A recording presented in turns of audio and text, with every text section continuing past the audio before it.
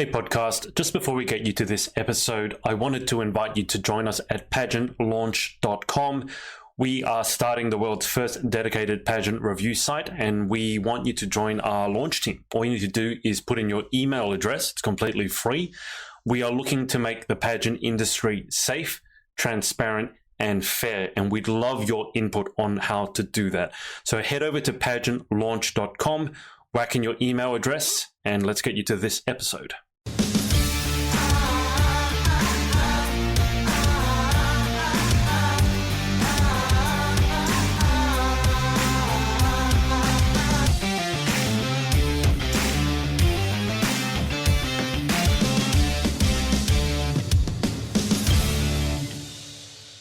We're live now. Okay, so hey everyone, it's Adrian from the Pageant Project, and I am back with Rachel, give them a wave, Ruby, give them a wave, and our special guest, Maddy May. Maddy, how are you? Hi, I'm good. How are you? I'm doing spectacularly. Now, we'll get Maddy to introduce herself just in case the people watching don't know who she is. So, Maddy, if you assume that people may not know who you are, why don't you introduce yourself, all your pageant background, and all the other stuff? Oh my gosh. Okay, where to start? In the past month, I've won 2 international titles. So I'm the official ambassador for Oceania for the Miss Tourism Global City Pageant and the Miss Tourism of the Globe, I think. I can't remember. God, I'm so bad. It's going well. Rachel's face is like, oh, you can't remember what you are. After all of that, you don't remember. It's like PTSD. Okay. And I competed in Royal International Miss representing Australia in July. And Miss Friendship in China also in July as well. So that's 4 pageants in the past 3 months. You've actually spent, I mean, in the last 3 months, how much time have you spent in Australia? 4 weeks. You've spent more time out of Australia than in Australia. Yeah. Have you grown a new appreciation for Australia since being outside Australia so much? Yeah, I just wanted to come home. Like, after being in China for a month, I was like, all right, I just want some normal food. Like a steak would be really good right now. Like, just basics, things that you take for granted because you have it every day. And then all of a sudden, it's just gone. Yeah. Gone. It's just gone. And if you do what I did and forget all your earrings, then you're screwed. You forgot them or you lost them? I forgot them at home in Australia. Oh no. Yeah. Of course. Rachel went overseas and had her boots stolen. Oh yes, I did. I remember. Okay. Well, that's Maddy May, as much as she can remember anyway, despite having PTSD from the trauma of all those pageants in such a compressed time. Let us squiddle along to Miss Ruby, Miss AU Intel 2019, who's in front of a funky new backdrop today. So why don't you catch us up with what's been going on, including this backdrop? It's not the blue one with the nipples anymore. Oh yeah, we don't want the blue nipples anymore. Okay, so this backdrop first off is from Kmart. It's a faux reindeer rug. You can pick it up today. Sponsorship, no. But yeah, my life has been pretty crazy at the moment. I've had many photo shoots. I think I had 3 girls this week. Very tired. And I have a bunch of girls messaging me in regards to the National Australian Miss program and having photo shoots while I'm there. And I'm like, okay, I'll have to see around the schedule. But pretty much it's just been crazy on the photography end and obviously crazy with helping mum be the best she can be for the actual pageant. How's your update us with how your mum's feeling about it? I mean, it's her first pageant. She's good. She had a pair of heels coming yesterday, but they're very uncomfortable, so she sent them back. So she's just going to wear ones that she knows she can walk in, which is the best thing to do. But yeah, we're just currently teaching her all about posing and walking and she's getting there. She's good. How's her walk? Yes, it's cute. She's so cute. She's just like she's going to be very entertaining to watch. I don't know if that's a strong endorsement, but it sounds like it's going to be entertaining. Yeah. Well, you'll have a smile on your face. Like, you won't be able to not smile at her. Okay. All right. I was going to say, so Maddy has PTSD, can't remember. Ruby is super busy. And I don't think Rachel's going to make it any better. So why don't we go ahead? I was going to say Rachel, but if it's gone from Maddy having PTSD to Ruby being super tired, I hardly think it's going to go to Rachel and say, yeah, I've got lots of energy, because she's still, second week of your work, right? Yeah, second week of the new job. You look like you have PTSD now. Yes. Hey? You look like you have PTSD as well. Oh, geez. All three of you look like you have PTSD. Oh, well, I was out at the Western Suburbs office today, so it was pretty far from my place. I was there yesterday and today, and it was really nice. I learned a lot of great new things and met some really nice new people. But yeah, like, happy to be going back to my normal, CBD office tomorrow, so that'll be nice. Yeah. Well, did you see the forecast for tomorrow, Rachel? No. 36 degrees. And that ain't Fahrenheit. That ain't Fahrenheit. That's so Celsius. Oh, because I'm so pale. You won't be for much longer. I won't be pale umbrella. Do you tan at all? Do I what? Do you tan? Do I tan? Like fake tan? Yes. No. I mean, do you? That doesn't happen. Okay, all right. So you're either going to freckles. You're going to stay pale, or you're going to go really, really red and just burn up. Yeah, I think I can speak for both of us when I say we burn like bacon. Yes. Well, yeah. Unfortunately, I don't lose bacon when I burn, but oddly hungry. I kind of want to put both of you in the sun now, covered in Crisco, and just. I wonder who would burn first. Me or Ruby? Wow, jeez. Let's do this. Well, normally you'd go with the redhead, but I mean, Rach, I think you'd give her a run for her money. I'm pretty white. I was born as a redhead, so I'm part of the redhead club. Yeah. Oh. Okay. Yeah. Maddy, do you tan at all? Yeah, I go really dark. Like, I'm olive skinned. All right, so you and me will tan very nicely. Yeah, I'm just pasty at the moment because I've been busy, or I would be a lot darker. All right, so 2 of us tan and 2 of us burn. Which 2 are 2, we'll never know. Okay, so what have I been up to this week? This week, in terms of pageantry stuff, I have done... God, I can't remember now. Either I have PTSD too. This is going to be the theme for this week. I had an interview. Actually, Miss Global is coming up. There's a couple of international pageants coming up. Global is coming up. Intercontinental is coming up as well. For Australian pageantry, Michaela Rose Fowler was just announced as Global. And Hannah Swart, I don't know how to pronounce her last name. Ruby might know. But she's just been announced as Miss Intercontinental. I got to remember, Miss Intercontinental Australia. Right. And I think that's in December. And Global is in January in Mexico. So I think both of those are coming up very, very soon. But I interviewed Miss Global Wales. And I interviewed one of the Latina girls, Belleza Latina girls, who's under Maria Torres' directorship, which Ruby will know as well.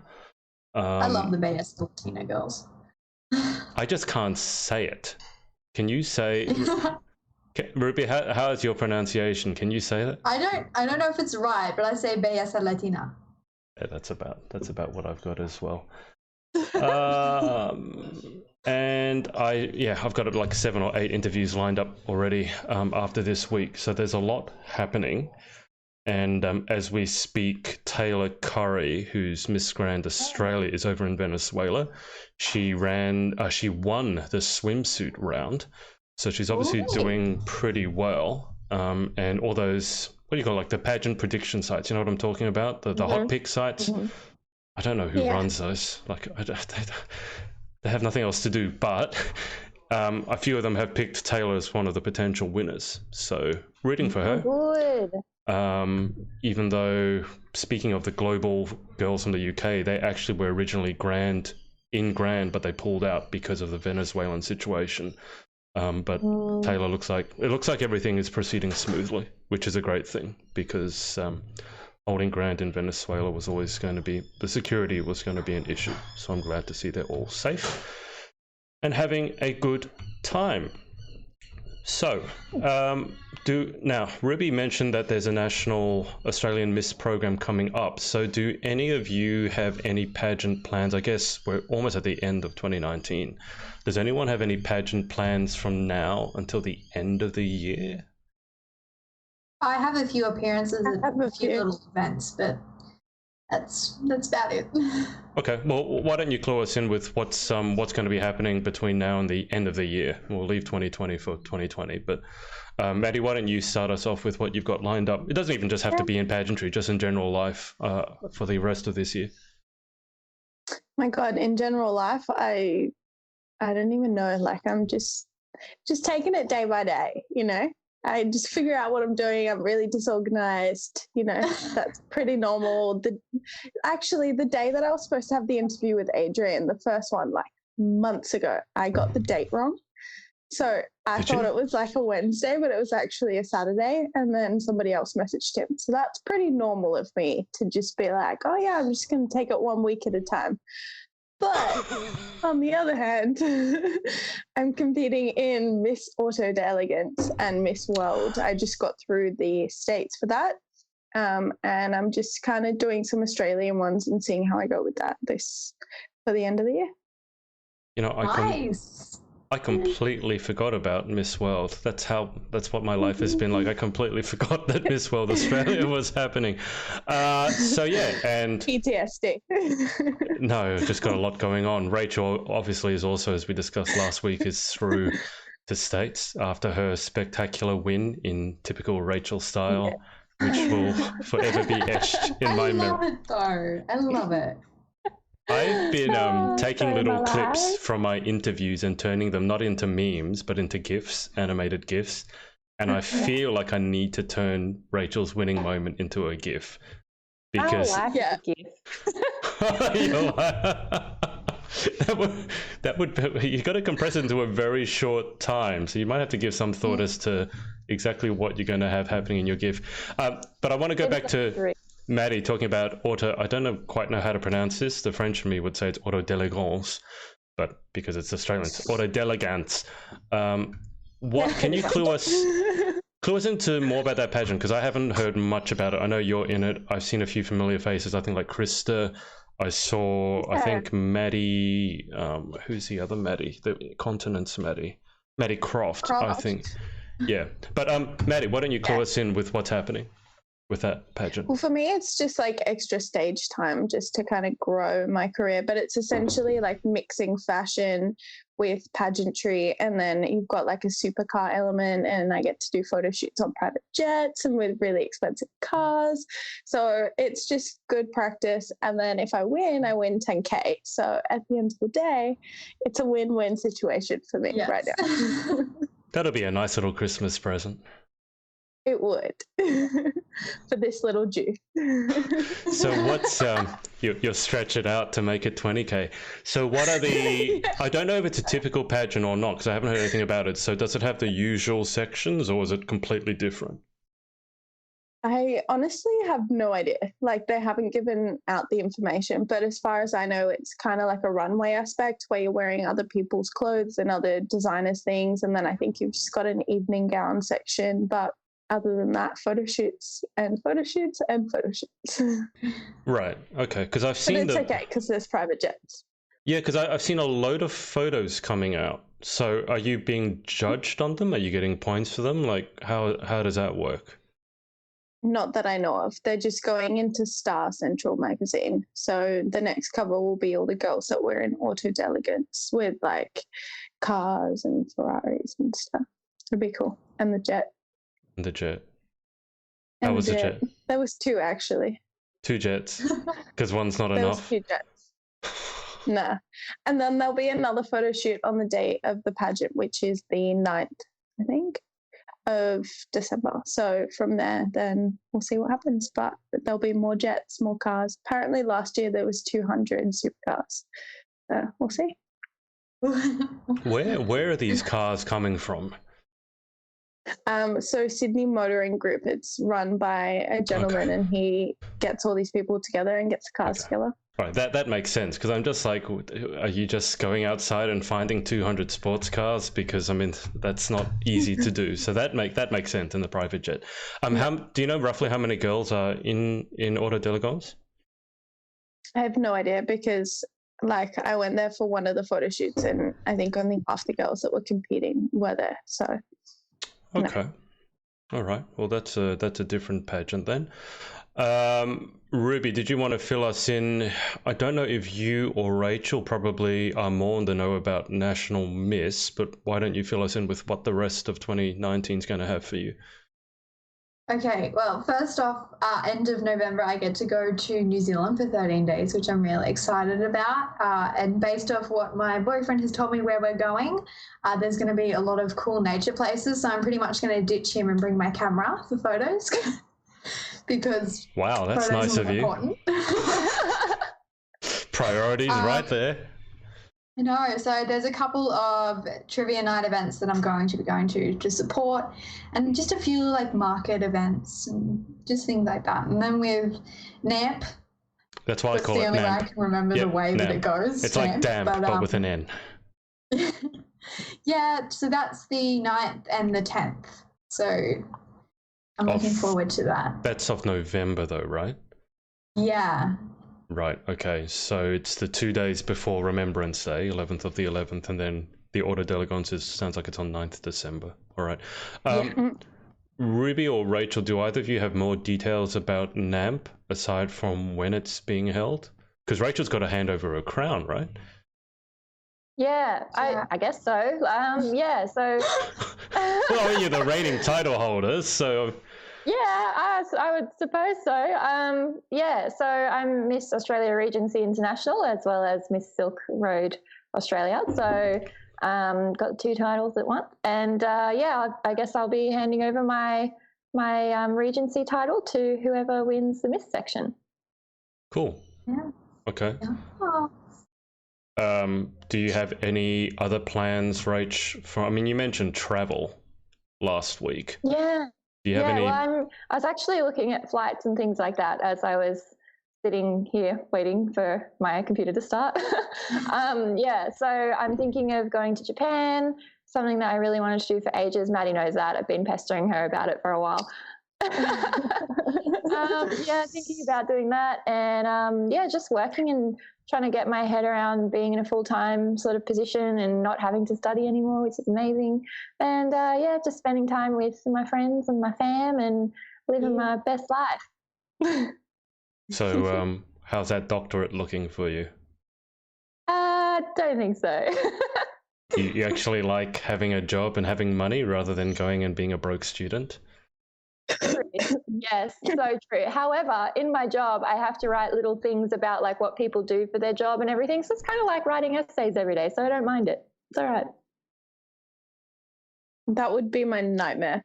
I was going to say. Sounds great, actually. Yeah, it does. It's actually really fun. I like it. Writing essays every day, that's definitely not me. Nerd life. I come to both of you when I need an essay. So at the end of the day, well, I feel like it's you guys more than it is me. Well, I'm just kind of the middleman. Like, I mean, you came to me, but I shunted you on to Rachel. So next time you can cut out the middleman and just go straight to Rachel. Although when it comes back... There in Starbucks having the best time of my life, writing an essay about like pageants is the best thing ever. I know. So Ruby, this is like an application for something or other, and Maddy needed to have like an essay, a proper essay. And Maddy is not the best at writing essays, so she passed it on to me, and I said I would help, and I wrote something. And then I just thought, well, you know who would actually be a lot better at this would be Rachel. the strange thing is she actually really enjoyed it. She starts I don't know if you've ever been bombarded by Rachel when she gets excited. I'm talking about messaging wise. You know how on messaging platforms it will say something like Ruby is typing, right? Ruby is typing. The way that Rachel types, all you'd ever get to do is Ruby is typing, because by the time you written half of your first paragraph, she spammed another 3 or 4 paragraphs, and the one that you're responding to has gone north by about 5,000 meters. So then you stop that one and you start typing another one, then she spams again, and it'll just go Ruby is typing. And she went manic with this essay. She was like, oh, I'm so full of ideas, this is super fun. And I'm like, okay, better you than me. I enjoyable as well. Writing is fun to me. Yes. I don't mind writing. I've written a book, but writing essays would absolutely do my head in. I mean, we talked about this last week, except we didn't quite get to this level of manic enthusiasm. But Rachel loves writing essays. It makes her life happy. Rachel, if you had to pick toast or essay writing, which one's your favorite? Toast. You had toast before Miss World. Yeah. It was good luck. Yeah, I did. I had toast before Miss World. So I was sitting in front of my mirror with Maddy next to me. I just had like this piece of toast. We're putting on makeup and she's... Oh, that's so cute. Oh. Okay, so Mark, I'm just going over to the Facebook comments. Mark Skinner has written, "Who is Maddy?" Well, that is Maddy, right there. He's also asked, "How long have the girls been modelling for?" Why don't we just give a number? Maddy, what's your number? Years. Oh my God, since I was 14, so... Almost 10 years. All right. Ruby? Yeah, I've been maybe for about... Well, yeah, it's more pageant, not particularly modelling, but more for like 7 to 8 years. Rachel? Well, actually, interestingly, my pageant anniversary is coming up on the 10th of November. Pageanniversary. And it will be 1 year since I started pageants. And then I started doing modelling in December of last year. So it's nearly a year for that as well. Compared to these two, you look like a newbie. Look at these two are veterans. Because I am. Teach me your ways. I do. Yeah, you do. And Mark has also written 9th November 2019. So I'm assuming that's NAMP. The auto one. Yeah. No, that's the auto one, and I got it wrong. And he sent me a message too. Oh, my bad. Then they're on at the same time then, aren't they? What do you mean? Well, Ruby said the National Australian the 10th Misses. is the finals. Yeah. Okay. But the 9th there we go. Stuff. All right. So it looks like there's going to be some crossover there. Maddy, this just reminds me of when we did do the interview and you got the city wrong. Do you remember that? Yeah, I this is just what I do. Like dyslexia 2.0. I forget everything. 2.0. Is it 2.0 or is it 0.2? But I should say that you were / Rachel's director for Silk Road, right? Yeah. And she loves you as her director because you take care of her, and Rachel is very needy at times. not. Yeah, that was a squeal and a half. I'm sorry, I got excited. Okay, so I don't think it was more so like taking care of her. I think in Chinese systems, it's really hard as a female, especially being in China, and then second of all being in a Chinese system, to feel appreciated and loved. And then at the same time, to have all your basic necessities took off you. And then at the same time, forgetting your adapter. Hey, Rachel. So at the end of the day, it's gone completely blank. I can't hear anything. But at the end of the day, I mean, it's just being there for the person that you're sending overseas. That's what's most important. So yeah, and it was really good because Maddy knows what it's like to compete overseas, and she's done lots of pageants and everything. And you know, we're a similar age. Like, you're 2 years younger than me? A year younger than me, Maddy? I don't know, but yeah. So yeah, she kind of understands where you're at, and it's really easy to relate when you're closer in age. And, you know, she understands the needs that I have as a pageant competitor. So that's good. I think it's that, but it's also like I'm a youth worker by trade. So that's kind of my background. So I just like to help people. That's just who I am. Let's we've been on slightly random tangents, but I do want to dig in on this one, because as I was saying to Maddy the other day when we met up, one of the things that and this goes back to way back, probably 2 or 3 months ago, before I started on my whole sort of UK and US bent. And when we did our first podcast together, so the three of you together with Sarah Copeland, and I asked what did we think was wrong with Australian pageantry in terms of what we would like to see changed.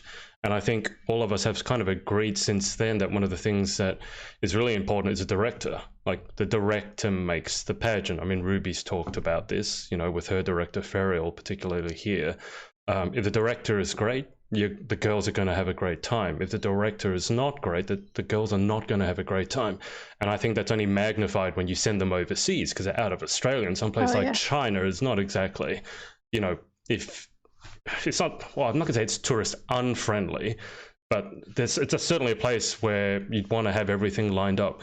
So Maddy, just for you, and I'll circle around to Rachel and Ruby afterwards, but what do you think are the most important qualities that a pageant director should have? I would say, first of all, realizing that you're not perfect. And when you realize that you're not perfect, you realize that the person that you're sending overseas isn't going to be perfect as well. They're going to forget their earrings. They're going to forget their adapter. They're going to forget everything. But it's being able to empathize with those things and being able to understand that, you know, they may miss their flight, and you just have to be there to support them on the phone at midnight. Yeah, me. This is why I was saying Rachel is needy. I didn't know she was that bad. Rachel, what happened to you? How could you be such a spectacular disaster? Now, that wasn't my fault. I did forget my adapter. That was not her fault. But, like, because I was flying, you know, one of those dodgy, like, China Airlines. They lost your luggage, so right? They were late, and then I missed my connecting flight. And then I was, like, calling Maddy, like, freaking out. And she's like, yeah, help you and everything. So she helped me. It's great. Yeah, but first of all, being able to realize that, you know, people are going to make mistakes. And I mean, if you're in that position, you're going to make the same mistakes too, let's be honest. Second of all, being able to empathize and understand that pageants are just an absolute melting pot of culture and stress, pretty much. Especially international ones. Yeah, they're crazy. And the amount of stress, the amount of pressure, the amount of sleep that you need is crazy because you're so stressed. So just being able to understand and help people put it day by day. But I think most importantly is being able to have girls that you rely on, girls that you trust, and have a good team of people that you can communicate with, but that you've trained beforehand, so you can feel confident that you don't need to sit there and tell them how to do every single thing every single day. And that's kind of how I felt with Rachel is, you know, we did a coaching session. I gave you every single thing you needed to do. When you went overseas, we organized choreography, and then you could just go over there and do it for yourself. You didn't need me. And you've got Darian going overseas as well, don't you? Darian Lenton. And she's similar to Rachel, is very, I mean, she's a smart girl. She doesn't need to have her hand held. And I'm sure she's very open to, so I guess it goes both ways. You've got to find a good director, but the directors want to find girls, I'm sure, who don't need their hand held every step of the way and going to use some degree of common sense. It depends on the person, because I mean, I know some directors want to hold your hand every step of the way and feel like they really had a piece of what you're doing and really did everything, very much like, you know, RIM. They really wanted to hold your hand through it and tell you how to do everything, what to wear, how to make yourself look the best that you can possibly look, versus my directorship, which is, it's your title, do with it what you want. I'm here for advice. I mean, at the end of the day, I'm just here to help you. Yep, absolutely. And I think by doing it that way, the delegate has more control over what they're doing, but therefore they're more passionate and more likely to do better in that situation because they want to do it for themselves, not for you or the pressure that you've put them under. Ruby, what about yourself? Because you said in previous, I think it was back 3 or 4 episodes, that you want to help Farrell in terms of running the Australia International pageant. So from your perspective, what are the qualities or some of the qualities that a good director has to have on top of what Maddy has said? Yeah, well, Maddy pretty much nailed it on the head. But the thing for me that's huge is honesty. You'll enter a lot of systems and they'll say, oh, and especially when like entry fee, you apply and it's like, oh, that's only that. And then you enter and you get your sash and you're also so excited. And then like, oh, and you also have to pay this on top of it. It's like, well, if I had known that in advance, I may have not entered it. So I think financially knowing everything you need to know, like the costings and where the money's going to and the scheduling and everything. I think honesty is a huge thing. And another thing that I really stick by is rules. Going by the rule book. There's many directors out there who will kind of change the rules to suit people. And I think if rules are put in place, you stick by them. It's as simple as that. So those are the 2 major things for me. Yeah. That whole rules situation has come up quite badly this year in some of the pageants that I know of. That's the reason that some of the girls have had such a big issue, is that they've competed with what the official rules are, and then those rules have been changed halfway through, ostensibly for who knows what, but in reality it really looked like it was designed to favor a particular girl. So I'll give you the example, in prelims or day 1, let's say certain practices are supposed to count, and then if the girl who went on to win didn't do so well, they said, oh, we're not counting those scores anymore. If you do things like that in the middle of a pageant, your contestants are just going to lose faith completely, as well they should. It's just like competing on quicksand. You never know. But absolutely. Rachel, I will come across to you. But Maddy, this question's probably directed mainly to you, because I know with RIM, for example, you weren't able to post bikini photos. But Mark has asked, I would like to know, and remember not to throw anyone under the bus because we're live and we can't save you if you put your foot in your mouth. But I will say, I would like to know why the pageant directors are becoming a lot more controlling on what the girls can shoot whilst they are competing. And just before Maddy enters, I will say that's probably, I don't think you can say that's blanket statement true. There are certainly directors from my experience that have done that. And do I agree with it or not? My opinion is kind of, it's up to them. It's their system. But I do know that some others are definitely not like that. But I'll let Maddy take that one. So why the pageant directors become a lot more controlling? I think it depends on who you're working with. Each director has a different vision for their system, where they want the vision to go and how they want it to look. Some directors want a conservative girl. Some directors want a girl that can go out and do their own thing and feel confident in that, like I was with Rach. I'm very confident in her. She's more than capable of figuring it out for herself. If she wants to post a bikini picture, she can. There are other systems that are more conservative. They do it for that reason, because when you go overseas, either they know that you'll get downgraded, or on the opposite end of the spectrum, it's just not their vision for their system. And at the end of the day, you're putting your face to a system as a director and joining the two. And it just depends on how you want to look, whether you and your system is important to you as your face, and that's what's important, or the girls and their experience and whether they enjoy it or not. It depends on how you want to do it and how much marketing you want to put towards you as a person as opposed to the system. Yep, absolutely. Let's circle up to Toast Girl.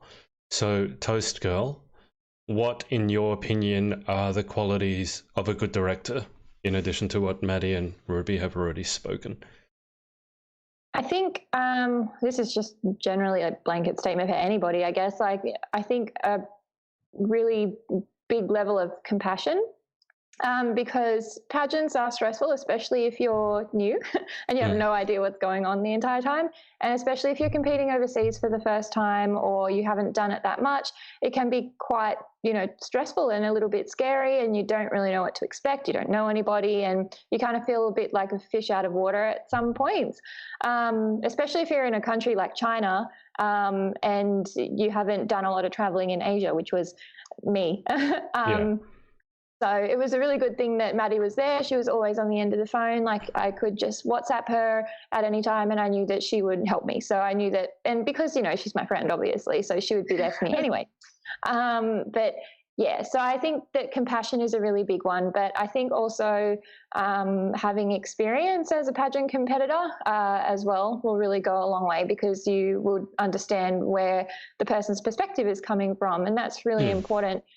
In understanding their experiences. But I think that's just with anything. It comes with a level of insight and understanding that you need to kind of live for yourself to really understand what's happening to the other person. Yeah, so Definitely.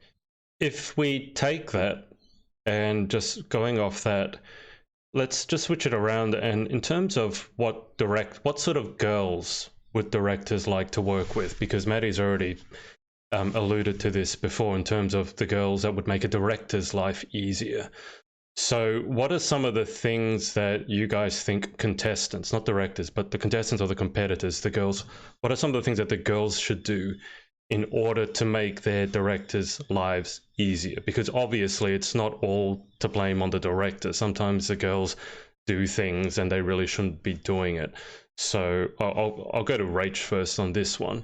But Rach, from you've come up to your pageantiversary. What are some of the things that you think, what are some of the behaviors or etiquette that you've seen that you think are really important, and maybe some of the ones that you've seen maybe the girls shouldn't really have done?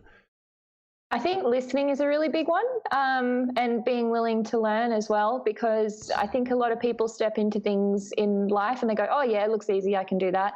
But there are lots of little nuances and things that you need to learn when you first start in anything, whether it's pageants or dancing or a new job or anything like that. There's all these little nuances and bits of, culture that come along with each thing that you start that's new.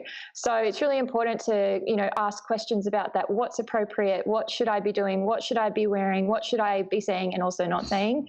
And all that type of thing. Yeah. I think that's a pretty good answer. What do you reckon? Well, I think sometimes what you don't say is more important than what you do say, just from what I've seen and where you say it. But I think that's a great start, and you've got an interesting experience, because I think you've had a very compressed experience in 1 year. You've probably done a lot more than what most pageant competitors would do in their first year. Yes. Ruby, what do you think in terms of pageant etiquette? What the girls can do to help their directors out? The biggest thing for me is commitment, and that comes on both ends of the scale, director or contestant. I think if you are going to be in a system and you enjoy what they're doing, then at the end of the day, if you win, then you are kind of obligated to be there and help out and be there for the contestants that are coming up. So if you go overseas and then you just kind of drop off the face of the earth, so I don't really care anymore, then it's something to me that I don't really like. I think for me, if I'm committed to something, I'm there from when I was crowned to the end, and I'm there to be there as the biggest support I can. I think we've kind of touched on this peripherally in the previous episodes about, queens who win and then don't do anything. That's not it. Is there a pageant term for queens who do that, win a title and then don't do anything? I don't know about pageant terms, but... Well, yeah, no, I don't want other terms because, I can think of a few terms, but I won't say them here. But I was just thinking, is there a pageant term for queens that win and then don't do anything? Because it does happen. And I think it's one of the really sad things. And again, Ruby has talked about this before, is that you're kind of stealing the title from someone else who maybe doesn't have the social media following you did, or didn't have the money to have as nice of a wardrobe as you did. You beat her, but she would have been the much better role model because she was willing to do the work. And as I've heard time and time again, especially from the overseas girls, they view winning the title as a job. You're winning a job for a year, and they take it that seriously. And Rachel has also said that she thinks it's important that the queen should have a plan for the year if she was to win. And I've seen, I agree with both of those. But Maddy, in terms of what you think are some good etiquette tips for pageant girls to do and not to do, because you've director and competitors, you got it from both sides. So what do you think? I think first of all, being happy and being open every day, waking up every day, having a smile, and just being someone that people want to be around and being positive, and making sure that you surround yourself around those positive people. Because if you go and do a pageant and you hang around that negative crowd, because there's always a positive crowd of people that are really happy to be there, really excited, and a more negative crowd that want to kind of create drama and trouble. If you hang around the negative crowd, you're going to downgrade yourself and potentially not win the pageant, because you're not hanging around the right people that are going to push you in the direction that you need to go in. So it's not just important how you react and who you are and, you know, what you've been doing. It's also hanging out with the right people. As silly as it sounds, I mean, you don't want to hang around with people who are going to make you look bad. And yeah, that kind of covers what you do and don't do in one question, I guess. Yeah. No, that makes complete sense to me. Maddy, did you just have a plane fly over you? That was me. Oh, that was Ruby. Yeah. I was going I to live next to the airport. And that's why I thought it was you. Yeah. That was a sound, by the sounds of that, was a really low-flying military plane. That plane had some grunt, Ruby. Yeah, well, we have a little aeroplane base, and it's just kind of the next street, so they do kind of come down quite low. Oh, don't want to stand too tall. You might get your head knocked off. I do want to ask one more thing, since we've sort of taken this tangent. And I'm going to ask each and one of you, I don't know who will go first. Maybe one of you can volunteer. It's normally Rach. If no one volunteers, I'm going to pick Rachel first, because that's what she's here for, to take the bullet. But if you have, let's say you're in the middle of a pageant and you're not having a great time. Let's say you're having an absolutely horrible time. What you were promised wasn't happening. The director is useless. The girls are being mean. Everyone's just kind of given up. And you don't want to just come home and not do anything about it. You want to say something so that other girls won't have to repeat the same experience. What should you do in that situation? Because that's always fascinated me, because I've spoken to some girls that have had negative experiences and they've just voiced it confidentially to me. Some of them have taken, to give you an idea, legal action behind the scenes. We've had lawyers involved, security cameras involved. Normally they haven't gone public about it. I did just see recently an article about I believe it was Miss Earth last year, and there were accusations that a major sponsor was sexually harassing the girls, and two of the girls, contestants, went public and named and shamed them in the newspaper, and it blew up to a really big thing. And he had to sort of, I don't know actually what's happened to that, but in between like doing that, naming and shaming, and doing absolutely nothing, what advice would you give to a contestant who's having a really bad time of it and wants to make sure that it doesn't happen to anyone else? Does anyone want to go first on this, or do I just go to Toast Girl first? Whatever makes you happy. Toast Girl, we go to you. Okay. Look, I think that with any sort of events or anything that you go to, lots of different people go to those types of things, and people aren't blind. They see things that happen, and they hear things as well. Like if in pageantry, because it's so small, if you think things don't get around, they do, trust me. So yeah, I don't know, with such a small community, I don't think that I would personally ever go out and make public statements about, you know, this person did this to me or this person did that. You know, if you talk to your friends about it and say, hey, you know, this is kind of what happened to me, you know, I feel pretty bad about it, what do you reckon, type of thing. You know, if they, you know, talk to other people, which, you know, people talk about stuff, it's just a natural thing, it will get around naturally. So I don't ever really think that if nothing illegal has been done and no one's, you know, had a really bad time or been hospitalized or anything like that, I don't think there's any real reason to do that, because, you know, karma comes around and people hear about things anyway. So there's not really many cases where you need to do anything really. I should clarify that, I mean, I was just reading about this morning. What happened in this situation was that somehow this sponsor got a hold of the girls' personal numbers and kept ringing them to the point where they had to block him. And then he actually allegedly asked for sexual favors in return for preferential placing at the pageant. When the girls went to the director said that he would be banned from the pageant, and he wasn't. He turned up to subsequent appearances and indeed the actual event itself. So in this case, I guess, whether you call it illegal or not, that's the sort of the level of what I'm talking about. It really can go that bad. And if that's not illegal, that's really just one step underneath. And I think that's why two of them went to the paper. One of them had to name and shame first, and then a few of the other girls came forward and confirmed it. But, you know, when something like that happens, I just don't think that staying absolutely quiet is right, because that behavior could repeat itself.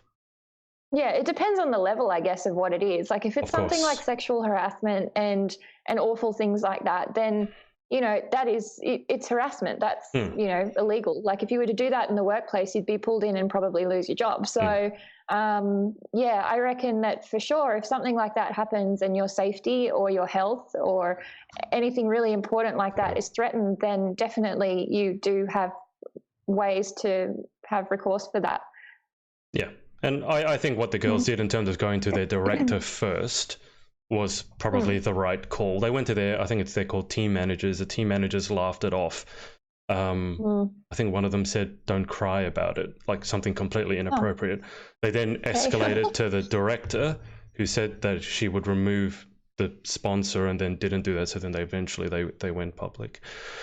But I was shocked to hear that, because that's a very large pageant. Ruby, what about yourself in terms of if something of that level happened to yourself, God forbid it ever does, but what would you do? What action would you take? Well, I think the biggest thing is I don't think it needs to be something that needs to be addressed through social media, because that never ends well. Let's be honest.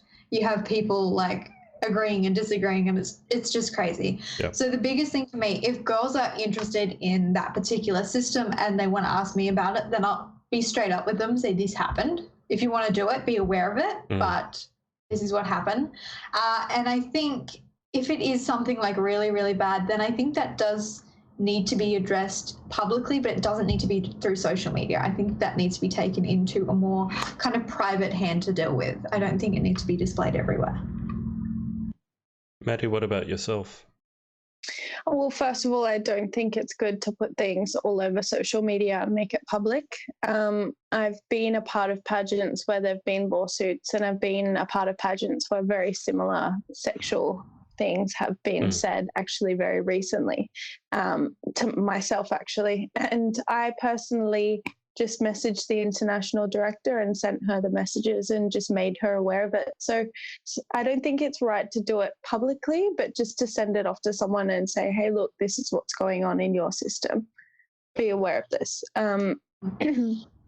But other than that, I think at the end of the day, you're in a very public place and people should be on their best behavior, but it's bad. But a lot of sponsors tend to do this and push their luck because they're funding the pageant, which is a shame. Yeah. Look, as I said, I mean, these are all allegations, and so I don't know if anything has been proven yet. I don't know whether it was taken to court, but it was published in a newspaper, so online. I don't know if it was in print, but certainly it was made public. And we all know that pageants aren't perfect, and that sometimes you're going to have a bad experience. I just think it's really important that people out there know that they don't go in there naively, and they have some idea as to maybe who they should go to. I mean, would you guys agree that if you're having a bad time, the first place to go to is the director? Would that be the logical first step? Yes. Yeah, 100%. And then I Definitely. guess, so then the only question is, if the director is not receptive, who do you go to then? Who would you go to then if the director is not receptive?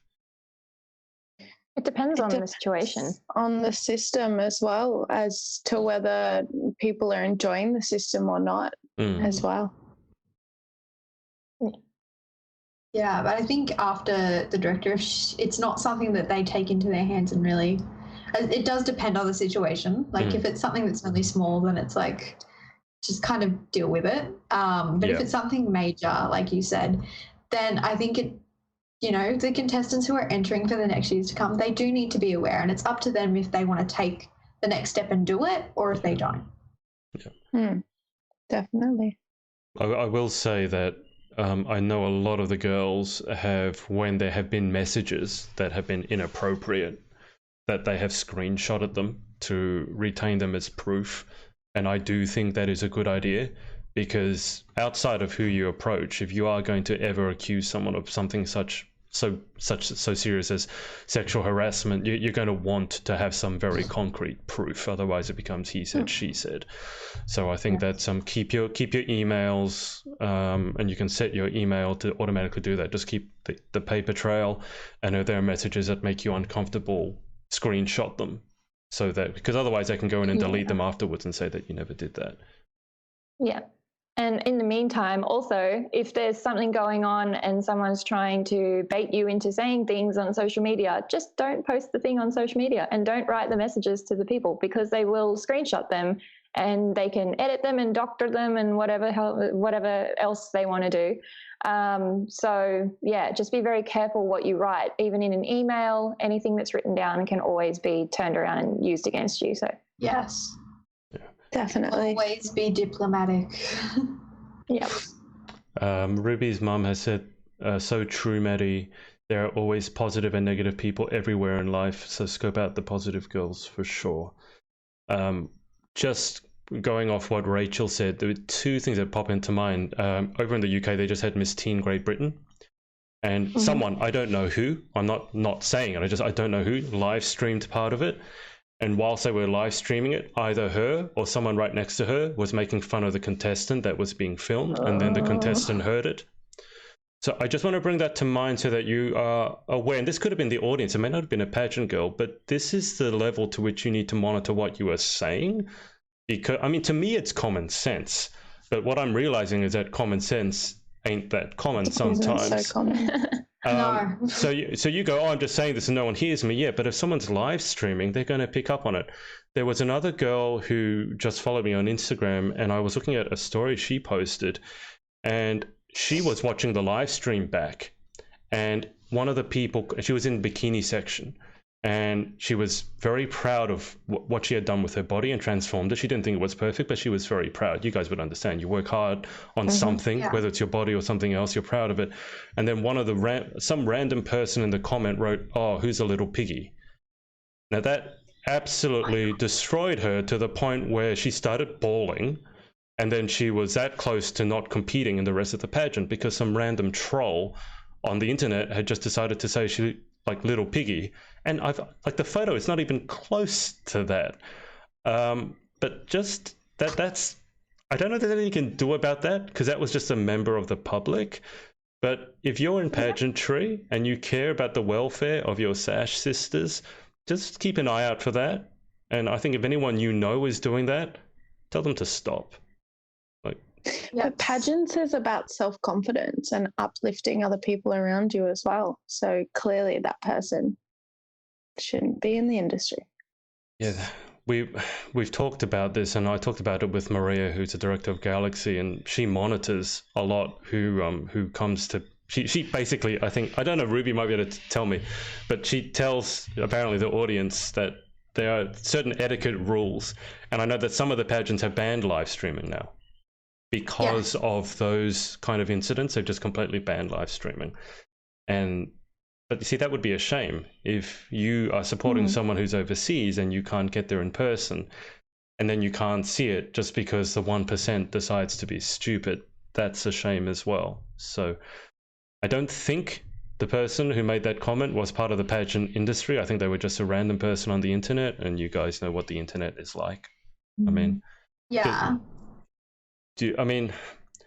Just a completely random question, but on a daily or weekly basis, how many weird or just completely inappropriate comments or messages do you guys get? Let's say on a weekly kind of basis. I'm going to start with Ruby. Okay, I don't really get that many things, but the biggest thing for me is that if someone's going to say something about me, they don't know who I am.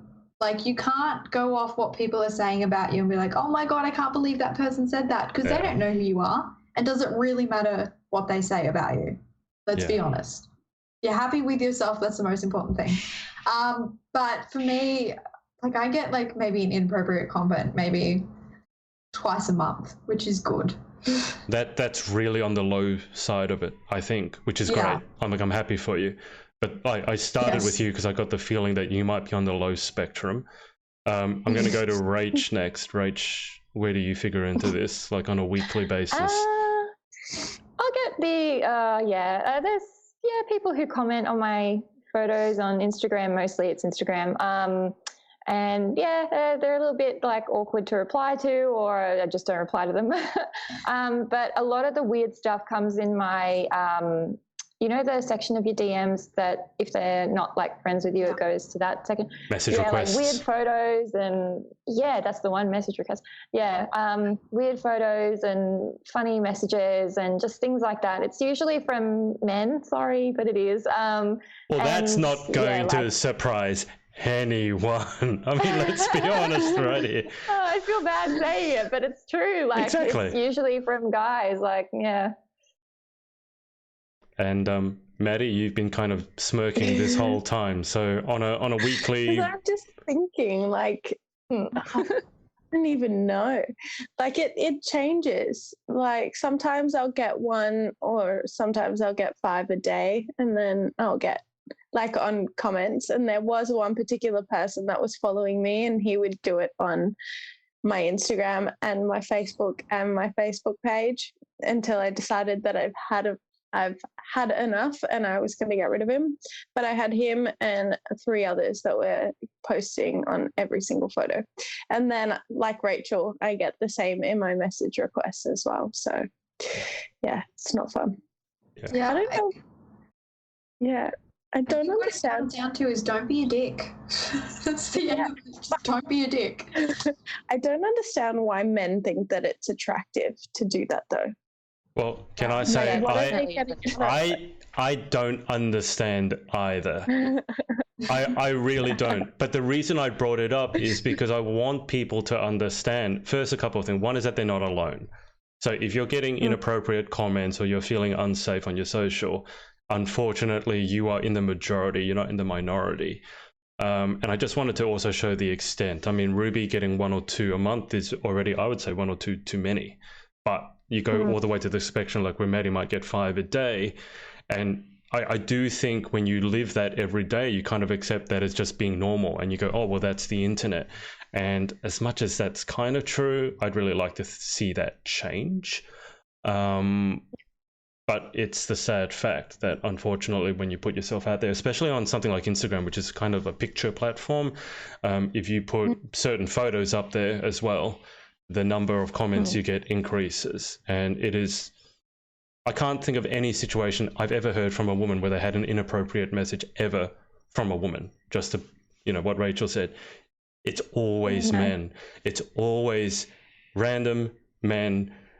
And it just has to stop. From overseas, usually. With strange usernames. But it just has to stop. Like what Ruby said about not being a dick, I absolutely understand it. And I agree with it. Just the thing is, sometimes when they're complete strangers, you don't know who they are, and you can't tell them what to do. And if you engage with them, it's just going to make it worse. So I think it's so, so important that girls watching this learn that resilience factor. And if someone is bullying you or harassing you, as much as we want that to stop, I just can't. Part of me wants to say it's just always going to happen. It's just part of life. I once had someone post on my Instagram, so I blocked them. Then on my Facebook page, so I blocked them. Then on my Facebook, then I blocked them.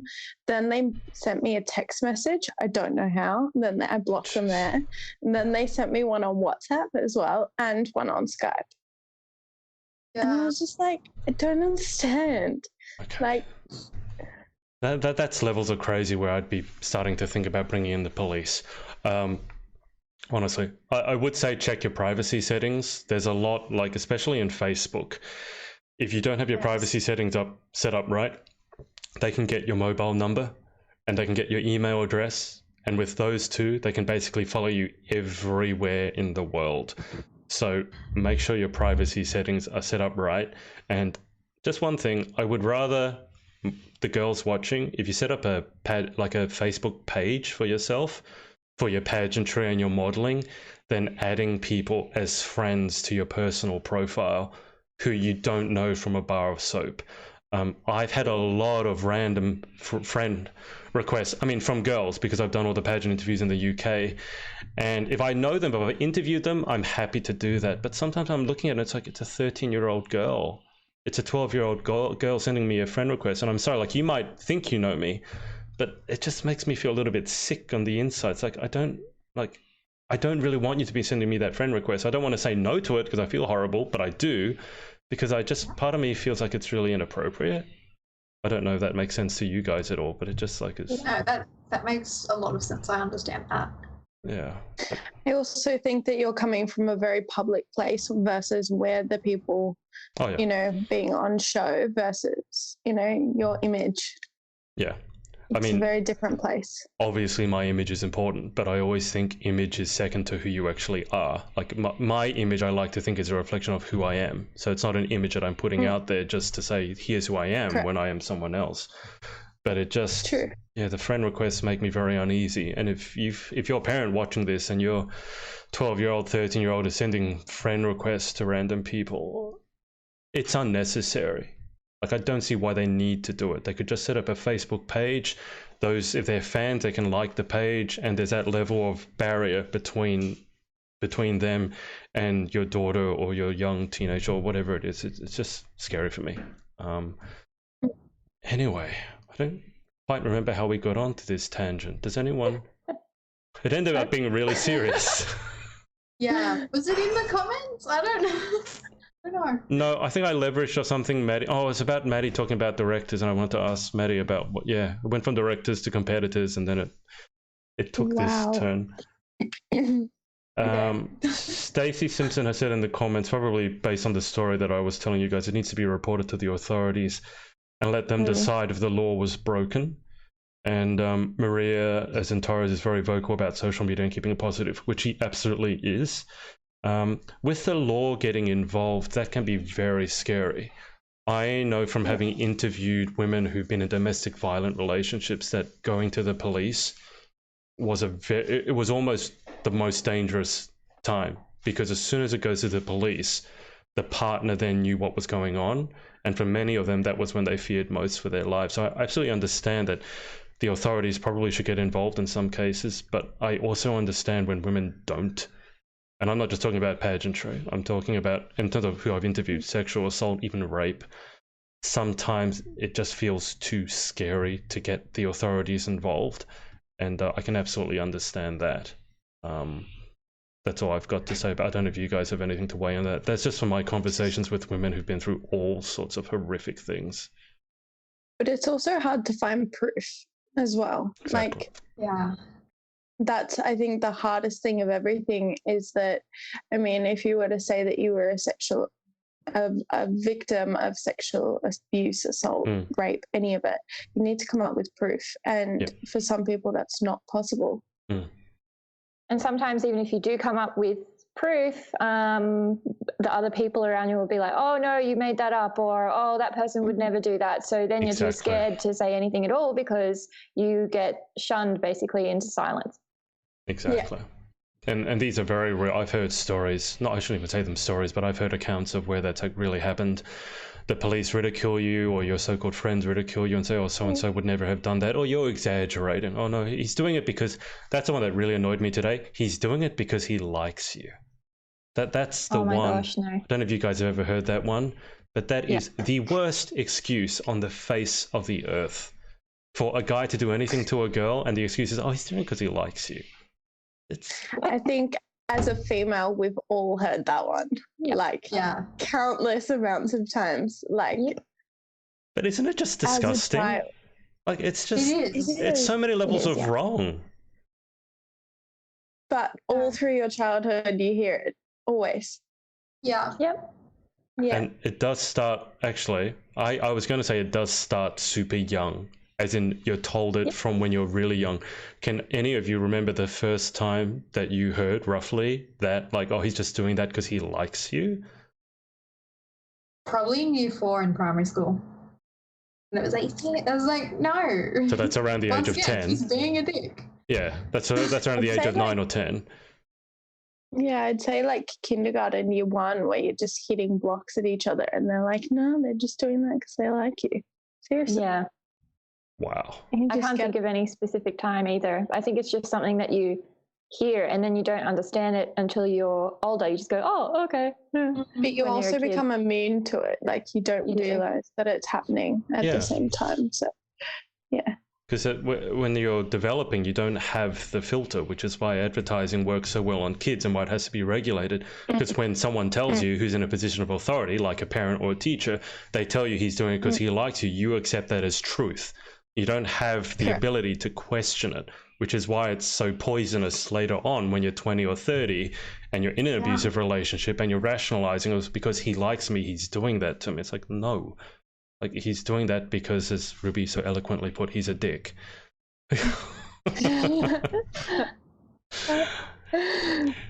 Ruby's getting into it this week. Most people, guys.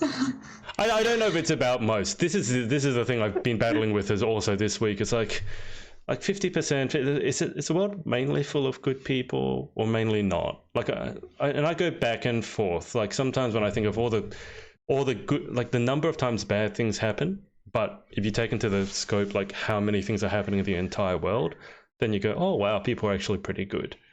And then sometimes when you're driving through peak hour traffic in Sydney, and you start thinking the other way around and go, oh my God, everyone in the world sucks. Not even if you're not in Sydney. I just hate all of you. You all suck. So I go between the two. But that was a really long rant. We're going to wrap this up. We're going to wrap this up. Ramp it up. Yeah, Adrian, ramp it up. No, I feel like I'm getting myself worked up and I don't even really know why. But Rach, we're at that stage now where we'll fill people in with what we've got going on for this week. So Rach, what have you got on coming on for the next week coming up? So tomorrow I've got like a work event thing. So we're going to be doing like cork and canvas type stuff. So we'll be painting and having a great time.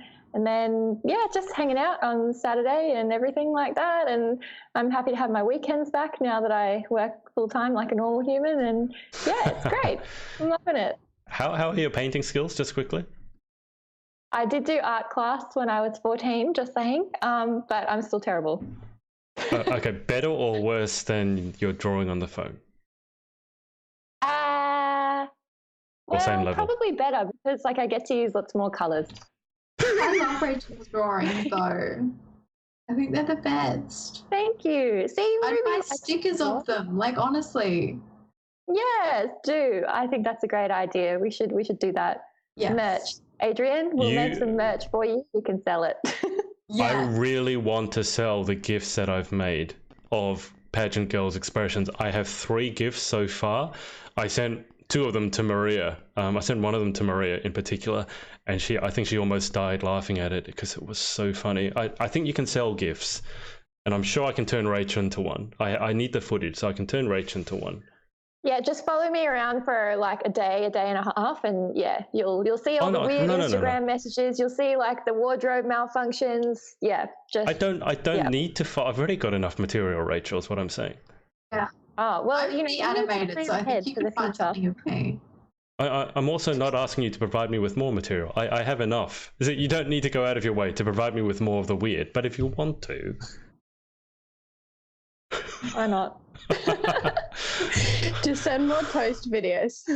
I'm never going to live down this toast video. It's going to haunt me till I die.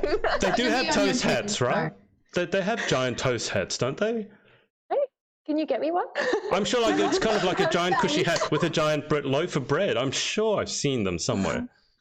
You know what? That could be your new national costume. I'm pretty sure you can get ones for cats as well. Oh, no, not one for cats. I'll honestly wear that on the podcast. If you get me one, Adrian, I will wear it. I would expect all of us to wear it. I'm trying to find it on Google at the moment. I mean, I'll show this to you guys. There's that one there. Can you see that?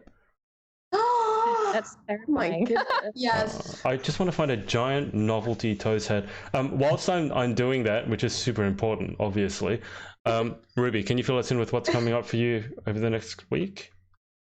Yeah, so I have a lot of editing to do. I mean, like, a lot. Tomorrow there is a trivia night on that I may be attending with Mum and Samantha Hodgins. Mm-hmm. So we'll see how that goes. It depends on the editing. But yeah, just a lot of photos and editing to do. I liked your photos of Summer. They were really nice. I know. I have a girl crush on Summer. She's just amazing. She's so cute. She is. And she's such a nice girl as well. She's one of those people who's just got a really naturally lovely personality and doesn't even And her have to try family's to be nice. amazing. Yes. We need more people like Summer's family and her. We do, definitely do. Well, just human. Let's start a Just clone them. petition. Clone them. Yes. We should get Summer on Getting here. that I think way. that'd be great. Yeah, we should get Summer on. Can ask Summer. I Okay. don't know if she'd be up for it, but we can certainly ask. Sorry, I'm still trying to find a giant toes hat. Whilst I do that, Maddy, do you want to fill us in with what you got coming up for the rest of the year? The year or the week? The year, because we don't know when the audience doesn't know when they'll see you next, so they'll see these two lovely crazies next week. But with you, they don't know. So rest of the year. Okay. Well, I am looking forward to Miss World and how that goes. I've signed up to be a part of Miss Supranational, so I'll be taking some bits and pieces to do that and kind of working towards that. And Miss Auto de Elegance, really. But other than that, I'm kind of just working and getting some money and pretending to have a life. Pretending? Not have PTSD. That's true. That's true. I saw a post about Supranational. I think that's on early next year, right? And it sounds like they're actually bringing a pageant back, which I haven't had since Supranational and Grand split apart. So it sounds like they're actually bringing a pageant back. Okay. Yeah, interesting. it looks really good. But yeah, just photo shoots and work. Nothing special. Wow. Okay, in terms of me, I will just tell you guys what interviews I have coming. I'm super excited because I finally get to interview a universe title holder. A national title holder, but that's the only system, only major system that I haven't interviewed anyone from yet. So I finally get to cross that off my list. But I've got on October, this is not the next week, but let's say the next month, I've got Stephanie Hill, who's a Miss England, but Miss World England from 2017. Gabriella Jukes, who's a current Miss World Wales. So she'll be competing against Sarah Marshke. Georgia Nickerson, who is Miss Intercontinental England. I was telling Rachel today I need to make sure I get the UK versus England versus Great Britain versus Scotland versus. I need to get it right, and I'm really sorry if I ever offend. I know how important it is, but it's unfamiliar to me. It's like, don't call an Irish person British. Yeah, I know that. I'm trying. I'm working on it. Right. Michaela Rose Fowler, who's a new Miss Global, that's coming up early in November. Grace Levy, who's a Miss Universe Great Britain back from 2014, also a very successful pageant coach over in the UK. Angel Batal, who's Miss Global Canada, and Daniela Rodrigues Lavorati, who is Miss Galaxy from Portugal. So that's the best name ever. I know, isn't it? Mm-hmm. It's just, although there was. It sounds like a love song. Daniela Rodrigues Lavorati is I heard another name the other week, Eden Kipax. For some reason, from a different point of view, that just sounded really epic, like Eden Kipax. It sounded like only Ruby would understand, but it sounds like a boss from a video game. That's what it reminded me of. Yeah, it does. It does. Just both Rachel and Maddy have the blank stare going on, like he's talking about computer games. Our eyes will glaze over slowly whilst we die from boredom.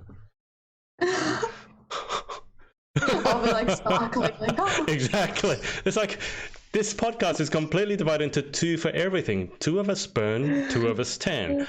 2 of us game, 2 of us don't. Right? It's like we've divided everything up with this 4 into 2s. It's great. Except for 2 of us being tall and 2 of us being short. That hasn't really No. worked. No. Not this Ruby time. looks sad. Oh. I have to use a stool to reach the plates on the top in my cabinet. That's how bad. I can't even get to the top of my wardrobe. That's a problem being a pageant girl. I know. It's either I got to put heels on to reach the top of my wardrobe or grab a chair. That's it. Ruby, don't worry. There are problems associated with being tall as well. Like, honestly, one of the reasons I don't go out jogging is because a number of times I've been jogging and run into low-lying branches, and I've almost blinded myself. Thank you. There goes Rachel and her random laugh. If I ever mention Rachel's random laugh, that's what it is. There's no introduction and there's no conclusion. It's just sudden, really. That was actually quite low pitch, but it's usually high pitched, just yelling. It's very high. And that's her laugh. It gets higher the more she's had to drink. The more gin she has in her, the higher the pitch goes. But if you notice, it was just like ha ha ha, and then it stopped. Yeah. But yeah, I've blinded myself nearly so many times. And then when I've gone jogging, go, okay, this time I'm not going to get blinded. So I'm looking up, I'll trip in potholes. So, Yeah. Being tall is, it's a long way down from 6 I foot. mean, if you fall, shorter people are closer to the ground, so Exactly. it's easier for us. Exactly. So Yeah. being And being tall a is tall not. girl, it's really hard to find tall guys. Just saying.